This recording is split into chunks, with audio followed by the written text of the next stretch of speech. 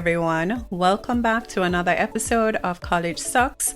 I'm your host, Davia Samantha Davidson, a student affairs professional who has been in college most of my life.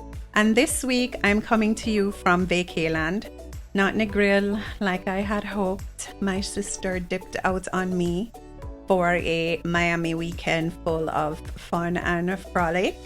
And so what is customary did not happen. I'm not by the beach like I would wish.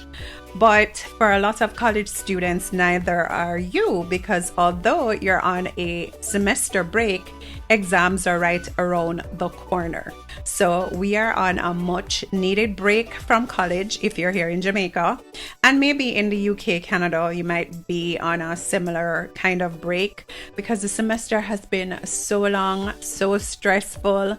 I feel personally working at a college like it has been stepping on my neck. And for the students, I could see the exhaustion on their faces. Like they were just holding on for their life, fighting for their life. And this semester break was definitely a needed thing. But let's be clear, do not be tricked. Exams are right around the corner. They are knocking at the door.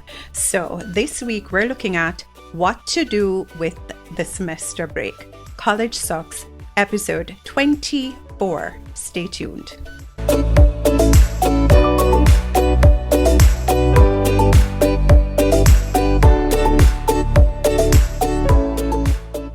So, like I said at the intro, we're looking at what to do with the semester break when exams are like 2 or 3 weeks away. So, we'll be talking about this weirdness of the semester break that shows up before your final exams. You know, that space where you feel like you should be relaxing, but also reviewing everything since week 1. So, let's talk about what to do with that time so you can actually feel ready and a little bit human by the time exams roll around. All right, so let's be realistic. First of all, the semester break is not vacation. It's more like an academic limbo. Lecturers aren't around, your friends might be ghosting, the schedule is all over the place, and yet exams are right around the corner. So how do you deal with that? Step 1 is a mindset shift.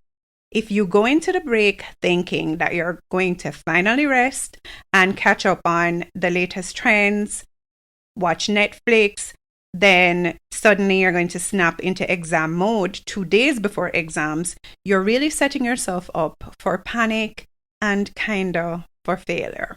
So it doesn't mean that you can't rest, but we're going to talk about how to balance rest with preparation in a way that actually reduces your stress. So by now, you should have been rested. If you have not yet done so, please finish listening to this episode and go take a nap. Let's start the resting process. So what you're going to be doing is strategic rest. That means intentional, guilt-free downtime that actually supports your brain. It's not just about watching shows or sleeping in, although, let's be clear, that's fine too. I've done a bit of that and I've really enjoyed it. I feel completely rejuvenated. But ask yourself, what kind of rest do I need right now? Is it physical? Is it mental? Is it emotional? I know for me, I need all 3. Like my body's tired, my mind is tired, my spirit is a little bit tired. It's been a really rough semester. So you can determine, is it 1, is it 2, is it 3, is it all of them? And then you can plan your rest instead of falling into it. So what you need to do is to break your day into chunks. So use your morning to review a topic, midday, break or for light movement, afternoon, study again, evening, wind down with music, a book, or whatever you find relaxing. I would not suggest that you watch the latest high intensity, stressful movie. Something soft, something possibly romantic. I know I'm speaking mostly to women, but something that you're into that's really soothing, not something that's high adrenaline. So for me, staying up last night to watch the NBA game between the Rockets and the Warriors really kind of stressed out my brain. I mean, my team won in the end, but it's not something that I suggest that you get caught up into right now, because your adrenaline is going to be going too much and you really want to be in a kind of mid mood, really settled and rested. So I don't suggest that you get caught up into that. You have your high adrenaline moment coming, which is your exams. So you really need to try to keep your mood very stable. So even if it's a 25-minute power nap or a walk without your phone, those things can work wonders. Rest doesn't have to be long. It just has to be real. So really ensure that you are resting, and sleeping is not resting. If you just find yourself falling asleep at 1 or 2 in the morning, that's not resting. Okay. Rest needs to be scheduled. And some of the things that you might also find relaxing is having a conversation with your friends or relatives that you haven't spoken to in a while, as long as they're not going to stress you out with any family problems, okay?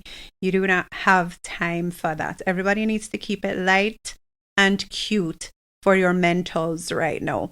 But that's something that can be really, really relaxing. I know a lot of students are home because, the campuses are closed, but for students who are international and you are kind of stuck on a campus, you didn't go home with anyone, now is a time to explore the space, to go around, to look at gardens, to go to the park.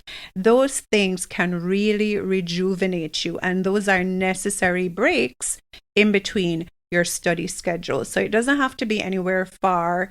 It could be just even going to your neighbors. If you're in Jamaica, some fruits are coming in now. You might want to go and pick a fruit, break some sugar cane, whatever it is. That's just going to take your mind off all the things that you have to do.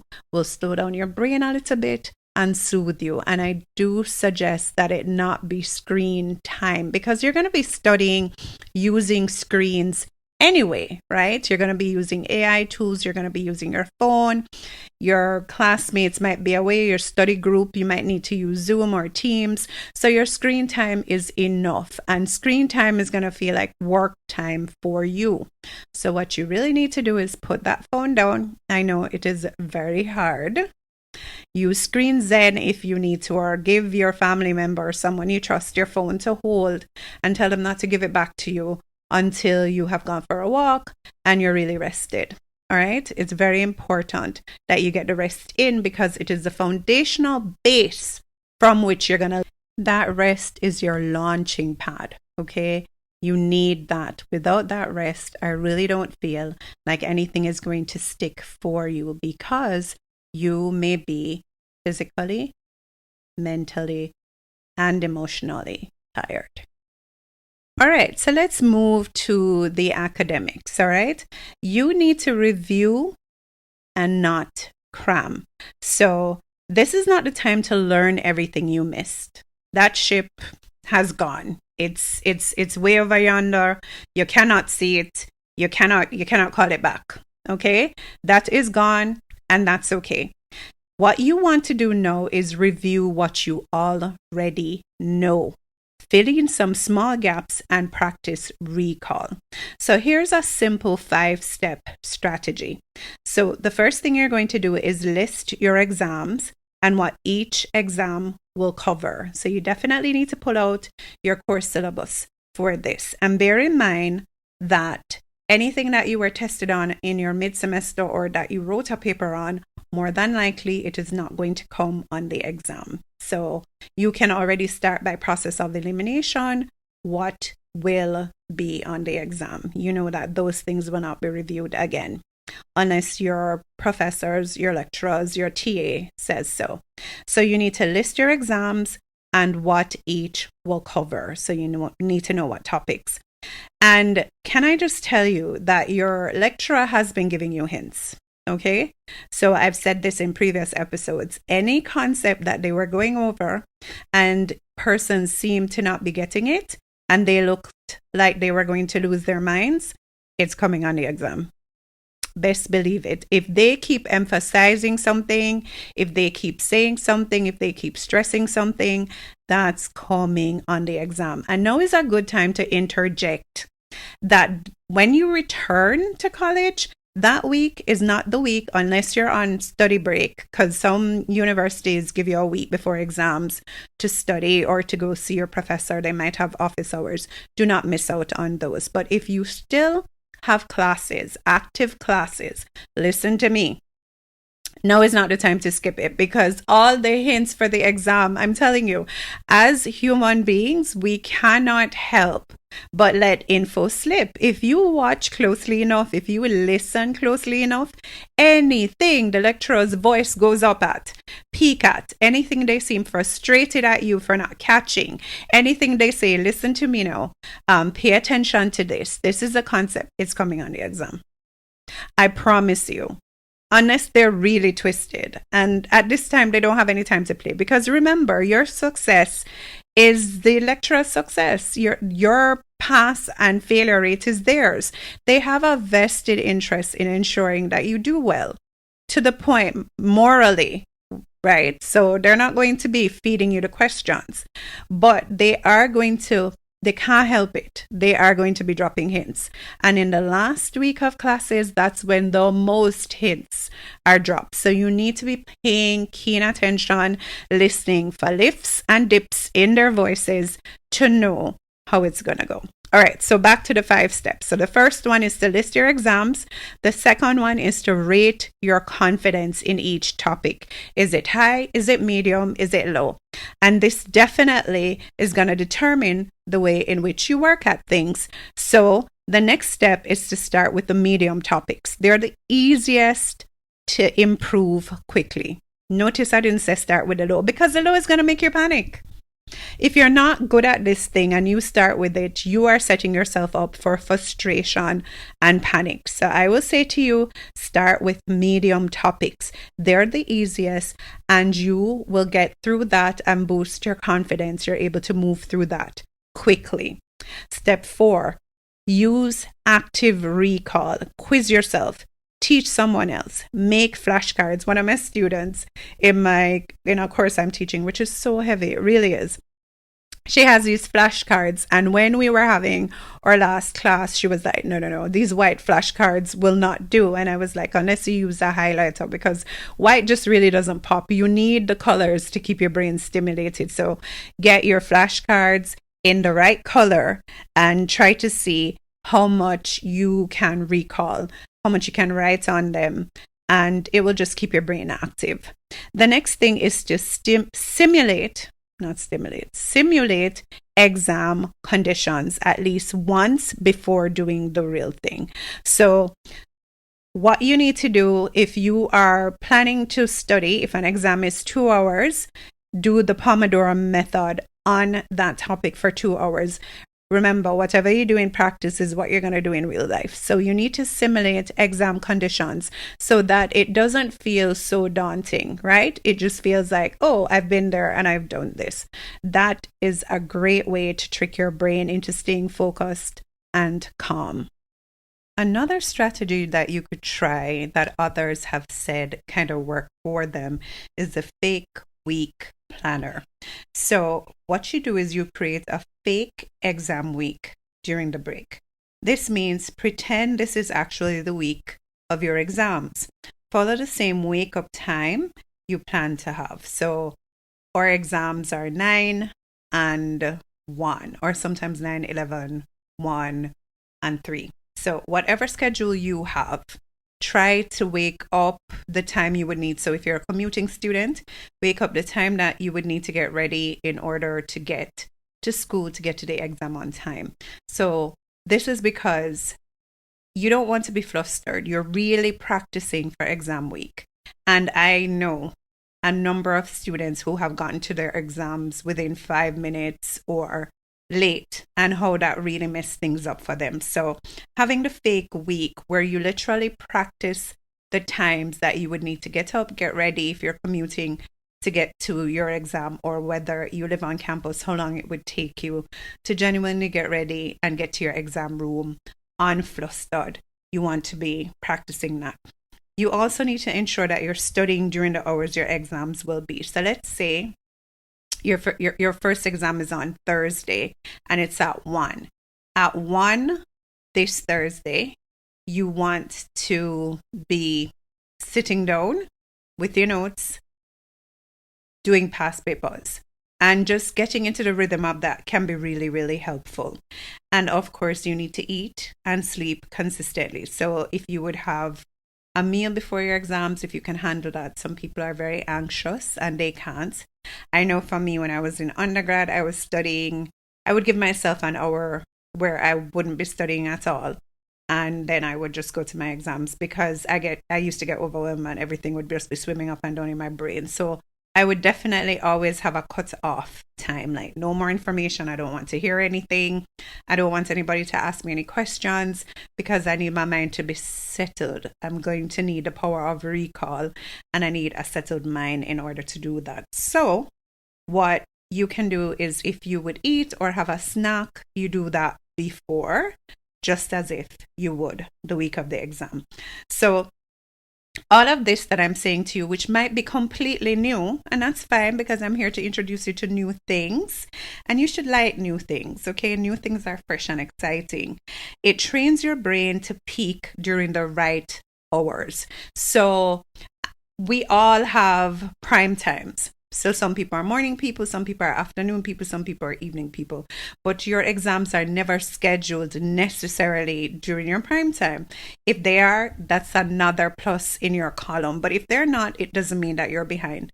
You just need to prepare yourself the week before to make sure you are peaking at your exam time. So in other words, your brain is ready when the examiner says you may begin. So that's what it does. It trains your brain to peak during your exams. The next thing is that it builds confidence because you've already practiced your showtime. So why are athletes able to just get up out of the blocks and run? They don't second guess anything because they have done it a million times before. They practice in rain conditions. They practice when the sun is hot. They practice. So they model the race day as much as is possible to ensure that when they sit in the blocks, they're ready. Preparing for an exam is no different, okay? So, and by the way, write it out. Use a planner, a Google Calendar, or sticky notes. Map out your break. Structure reduces panic. So just write your days out, the days that you have exams. And listen, you can model your exam day. So let's say you're starting this the next day that you've heard this, whichever day I put this up, and your exam is on Monday, but you want to practice.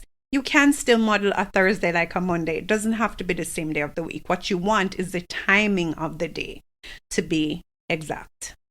The next thing that I'm going to suggest to you is that you don't do studying alone. Even if you're a loner or an introvert, a very shy person, can't study around people, listen, you live on an island or in Jamaica, but you do not need to stand alone. Isolating yourself is never going to be useful. So make sure you find ways to connect with people even when you're on the break. So some of my students are planning to study over Zoom and WhatsApp call. And I think that's a really good idea. I was really happy when they said, oh, I'll call you, or, how we're going to work it out. And that they knew that I was not going to be a party to any of that. I've done my job. No, you need to meet with your classmates and work as a unit because there's not only one A, okay? The A's are available for you, so everybody can get their own. So what I will say to you is studying alone causes distractions and overthinking. So when you connect with other people, there is more of a structure and somebody else there to kind of hold your hands, right? So you need to join a study group, even if it's just for one session. And I say this all the time. My best studying is plotting out essays. I can do that for hours, but I really appreciated every study session I had with Melissa when I was in undergrad. I genuinely appreciated it. Like, it really, really helped me. And I found that when we weren't doing courses together, it was so much harder for me to really get my study together, because one thing, she'd be skipping classes, but she's not skipping study. And she always had best notes. So it was a team effort, and it was always helpful to me to be around her.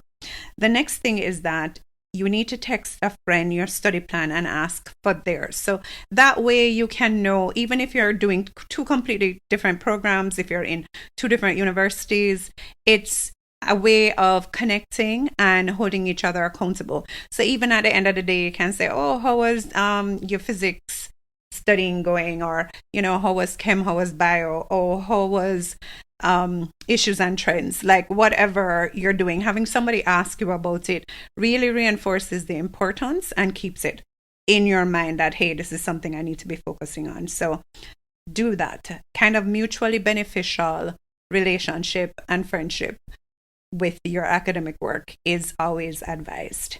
So the next thing is that you need to set up accountability calls. So even if it's just a check-in, so just like what I said, send your study plans to your friends, and let's say you don't have any friends at this point because you didn't go out and make any. Send it to your mom, send it to your dad, send it to your sister, send it to somebody who will call and check and say, hey, how is this going? How much material did you cover? That kind of thing.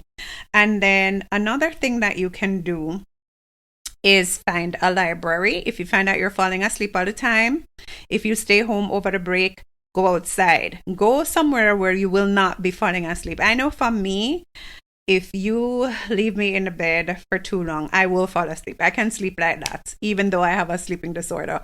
In the day, if I have too much to do, if I am overwhelmed, sleep comes so much easier, and I'm not a day sleeper. So what you want to do is to avoid the spaces that's just going to make you sleep. I used to watch YouTube videos of persons who would turn on their cameras and just be studying hours on end of it. I don't know what I found so soothing about it, but that was actually their accountability. So they studied alone, but just knowing that they had a fan base that was expecting a video of them sitting there for hours studying really made them accountable. So whatever works for you. I'm not saying in this day and age where people are so crazy now that this is something that you should do, but sometimes it helps. So whatever works for you, you want to make sure you do that. So being around other people who are studying reminds you that you are not alone. And also, like I said, being in the vicinity of somebody productive increases your productivity. And on that note, avoid group stress spirals. So if a friend is panicking and sending 3 a.m., I'm going to fail text, you don't have to engage, okay? You need to protect your energy. So choose the right study partners. Don't go for the panicky ones, even though they need support too. But if you're not able to calm them down, I'm sorry, you're gonna have to avoid them. Okay, you have to pick you. Okay, tell Lucius that you've got to pick you, and we understand that. Now, the final tip I'm going to give you is about your mindset and your attitude. You have to approach this exam season and this semester break with positive vibes. You need to think that you are going to get what you deserve and you are going to earn what you deserve by putting in the work. Now is the time. The exam has not started yet. You can still catch up. You can still use tips and tricks to get your brain ready. So there is no need to allow negativity to creep in and self-doubt. There is no room for that. Put yourself in a good mood. I always say, have a little study playlist with songs that inspire you, that motivate you, that make you feel good. It could be the latest song. It could be something old. It could be something faith-based. It could be some trap music. It could be about getting rich. Whatever puts you in a positive frame of mind, that's what you need to be tapping into. You need to be thinking positively and you need to be feeling good. This is very important because stepping into the exam season with confidence can actually pay dividends. You have to be able to see it in your mind before you can hold it in your hand or write it with your pen. So you have to believe that you are going to get what you deserve, which is a good grade for all of the work that you have put in. So do not make your mind wander into the field of negativity. Okay, I am preaching at this point. I need you to try to remain positive because this is very important and plays a serious role in how well you do in your exams. All right, so let's wrap this up. Just know that the semester break before exams is a secret weapon. It's quiet, it's flexible, it's the calm before the storm. If you use it well. So you don't need to master everything. You need to know that you must rest with purpose, review actively, simulate the real deal, connect with support, and trust what you do know. And here's the truth. You've already done hard things. You've already survived chaos, confusion, and last-minute cramming. This time you're going in with a plan, and that changes everything. So take a breath, map your moves, and remember, your grade doesn't define you, but how you show up for yourself. That's the part that sticks. You've got this, and I'm rooting for you. So thank you for tuning in to College Sucks. If this gave you something to think about, or if it gave you a little piece, send it to a friend. Let's get through this season together, okay? And as always, I'm going to ask that you share, like, review, subscribe, all of those things that you know you need to be doing to get me out there. Thank you so much for listening, and all the best in your preparations and your upcoming exams. Until next week, bye.